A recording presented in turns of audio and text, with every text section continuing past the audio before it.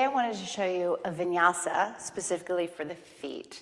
So if any of you have ever had any reflexology or seen a chart of the reflexology, you know that the whole body is actually mapped on the sole of the foot. So it's a way to actually work the entire body through the feet. And the feet are everything. So sitting in traditional like Vajrasana, again with the heels of the pelvis on the heels of the feet, snuggling in, we want to start by working with a flexed foot Vajrasana. So that's going to open up the front body. So a way to come in it is to come forward, tuck your toes underneath, and then sit back on the heels. Now for a lot of people, this is a part of the body that's not really open, so it can be really intense. It can feel really intense on the toes. So a way to ease into that is to be further forward.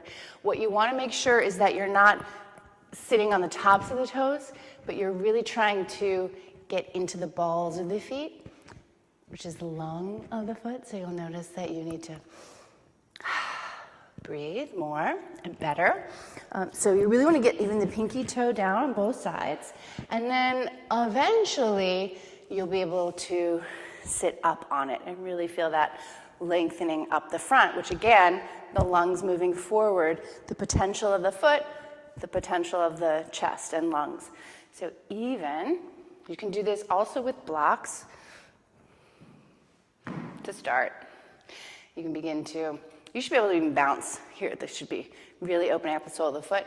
And then eventually you can even come all the way up and down. So you could do it without the blocks. And then, and even if you're here or here, this might be where you're practicing for 10 days, 20 days, a month. If you do this every day for a month, your foot will change. And once your foot changes, everything changes. The second part of this is sitting back down. You're going to widen the heels out a little bit. So it's like you're creating almost like a saddle for your butt. And then we're going to do the same thing and lift up.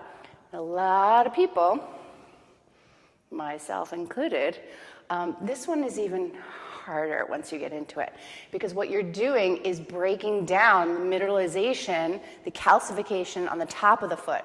Now the top of the foot is the same as your back. So you are rocking and rolling over the top of the foot, which is getting into breaking the shell of your back. So what you want to be sure you're not doing is doing it from the upper body. So it does, this is the don't. Did you see that? I pressed down and did it. You want to really begin to roll over the feet. So even if you need the blocks, it's not coming from the upper body. We're all doers, human doing, instead of a human being, which is a first floor, stability.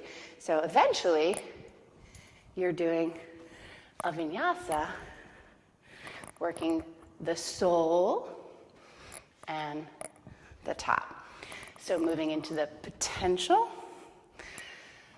reflecting on the past, kicking you forward into the future.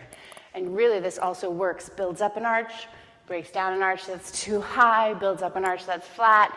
So you really find the moment, the rise, the elevation. This is something amazing to do before practice. It's actually a complete practice itself. So, foot vinyasa.